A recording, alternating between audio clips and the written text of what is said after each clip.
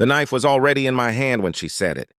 Not as a weapon, just carving the turkey. Steam curled into the air. Rosemary, butter, burnt sugar from the yams. Normal things. "Everyone," she said, lifting her wine glass like she was announcing a promotion. "Meet my new boyfriend." The word new echoed strangely in my skull. My sister laughed first. She thought it was a joke. My father stopped chewing.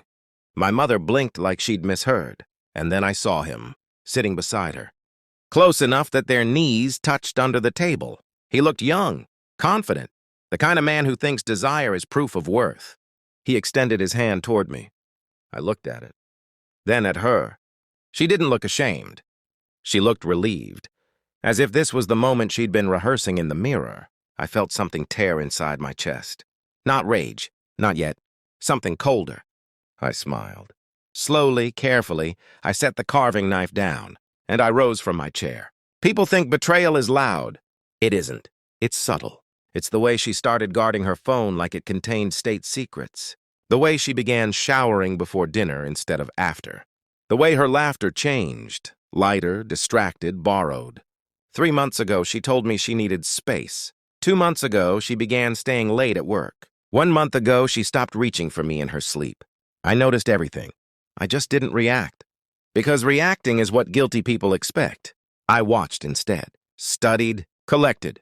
Her location sharing accidentally turned off.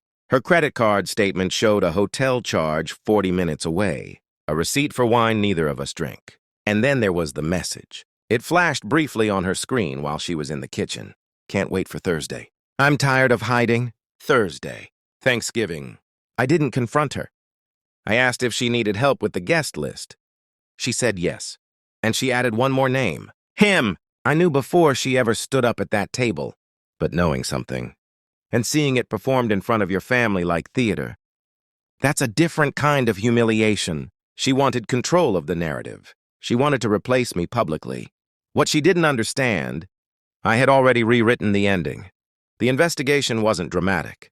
It was quiet, methodical. I accessed our shared cloud backup. Deleted files remain in archives. Most people don't know that. Photos, messages, a 6-week timeline of hotel rooms, lunches, whispered promises. He told her she deserved more. She told him I was emotionally distant. I read that line 3 times. Emotionally distant. I had been working overtime to pay off her student loans. But distance is easier to blame than gratitude. I hired a private investigator. Cash, no paper trail. 2 weeks later, a folder arrived at my office. Photographs, them at a restaurant, them holding hands, them kissing outside his apartment. She wasn't confused. She wasn't manipulated. She was certain. That certainty hurt more than anything. I didn't yell when I came home. I asked how her day was. She lied smoothly. I studied her face while she lied. The human brain reveals micro-expressions under stress. A twitch near her left eye. A swallow too quick. She thought she was winning. But I had already scheduled a meeting with our attorney. Joint assets, house title, retirement accounts, and a post-nuptial agreement she signed. 2 years ago without reading carefully during our financial planning phase. Infidelity clause, full forfeiture. She thought it was romantic trust. It was protection. For moments exactly like this, the room felt smaller. He was still smiling. Brave. Ignorant. I reached into my jacket and removed a folder. Plain, beige, unremarkable. I placed it gently beside her plate. "What's this?" she asked. Her voice wavered for the first time. "Just something I've been meaning to share." She opened it. Her face drained of color before she reached the second page. Photographs slid out onto the tablecloth. Hotel timestamps. Phone records. The post-nuptial agreement highlighted. Her boyfriend leaned forward. Confused. My father adjusted his glasses. Silence expanded like a vacuum. "I've known for weeks," I said calmly. "I just wanted to be sure." She looked up at me. Not angry. Terrified. "You went through my things?" "No," I replied. "You left them everywhere." Her boyfriend stood abruptly. "I didn't know." "I know," I said. And I did. He wasn't the architect. He was the instrument. She was the decision. "I invited him," she whispered. "I know.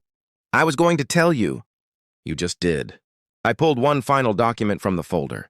Divorce papers. Already filed, already processed, effective immediately upon her signature. "You can't do this in front of everyone," she hissed. I looked around the table. "They're already here."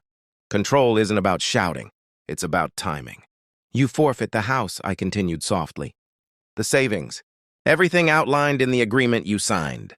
Tears pooled in her eyes. "Not for me. For loss." Her boyfriend stepped back, calculating. He hadn't signed up for consequences. "Happy Thanksgiving," I said evenly. I picked up my coat. As I passed him, I leaned in just enough for only him to hear. "You're welcome to her." He didn't respond. He didn't need to. His silence told me he'd just realized affairs are thrilling in secrecy. They're suffocating in daylight. The air outside was cold. Clean. I stood on the porch for a long moment. No shaking hands. No tears. Just clarity. I had loved her. That part was real. But love without loyalty is self-destruction. She mistook my calm for weakness. She mistook my silence for ignorance. She mistook privacy for blindness. Inside, I could hear muffled voices, panic, damage control. It no longer concerned me. Some betrayals deserve screaming. Others deserve documentation. I chose the latter. By the time she finishes explaining herself to them, I will already be gone. Not broken, not raging, just finished. And the last thing she will remember is that I was the only one at that table who saw the whole truth and smiled.